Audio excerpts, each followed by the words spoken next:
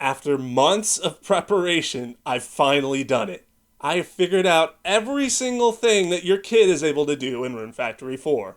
And, well, what better way to finish off Rune Factory Month than by finishing off another series I was doing? The Villager series. Other than the 2 specials I have to do, of course.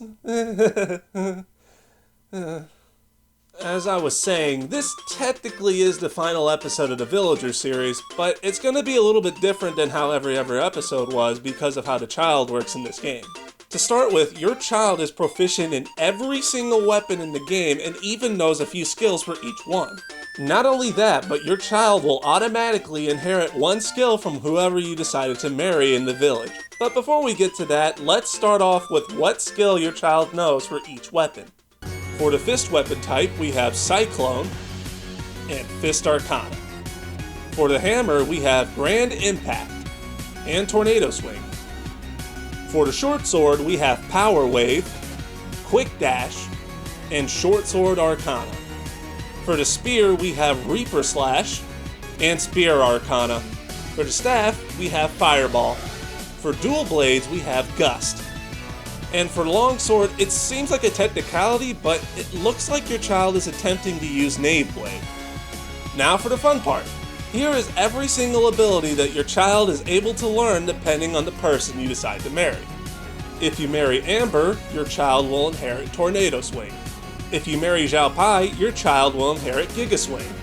If you marry Dolce, your child will learn Shadow Ball as well as Pico Attack.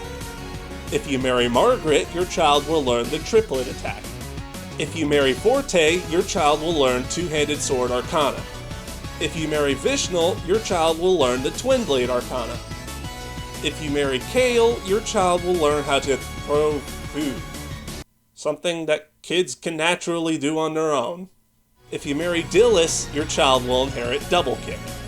If you marry Leon, your child will inherit Million Strike. If you marry Doug, your child will learn One-Handed Arcana. And finally, if you marry Arthur, your child will learn Dark Snake. Normally I would talk about how your child does in battle, but before I go over that, there is a piece of equipment that both your child and your partner in the game can have that makes them extremely overpowered. So I figured I'd show you how to get that too. If you have gone through the sex territory and noticed an impassable pillar with some odd text, bring your wife and child to the pillar and it will go away. Follow the path all the way to the end and you will find a white stone hidden away behind the pillar. This stone will allow you to make the Dolphin brooch, one of the most ridiculously overpowered accessories for your spouse and child, but sadly it has no real value for your character.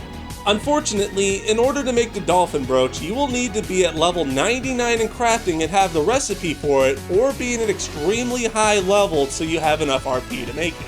And the only way to get the recipe for it is to have Accessory Bread Plus. And if that wasn't bad enough, the only place you are able to get it is at the Charance Maze, and you can only do so by killing the bosses at the end of each stage. I know that sounds incredibly hard to do, but trust me when I say that your child is extremely... You know what? Why don't I just show you?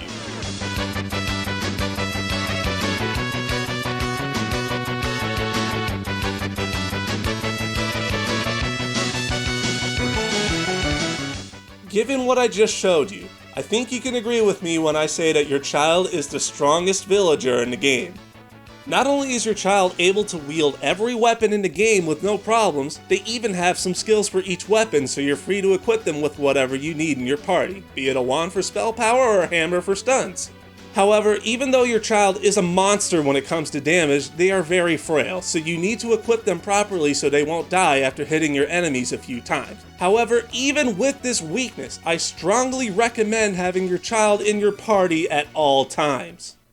And with that, this is the end of Rune Factory Month, and the official end to the Villager series.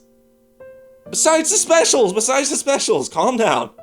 I've had so much fun making these Rune Factory videos, and even more fun talking to you guys about it in the comments section. But after today's video, I think I'm going to be taking a break from Rune Factory. But don't worry, I'm still going to be making videos in general, and I will come back to Rune Factory 4 eventually. Heck, I'll even start Rune Factory 5 if it comes out. But for now, I've been writing a lot of scripts for different videos, and I am so excited to get to them. Speaking of which, if you want to see what I'm going to be doing next, just wait until the end of the video to get a little sneak preview. Thank you all so much for your support while I was making these videos, and I hope you'll continue to support me in the future.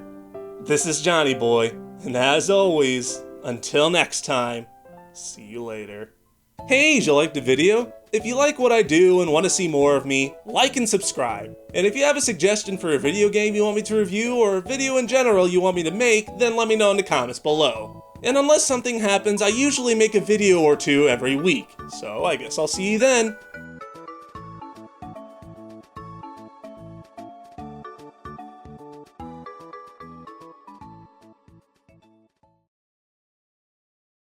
Mighty number 9.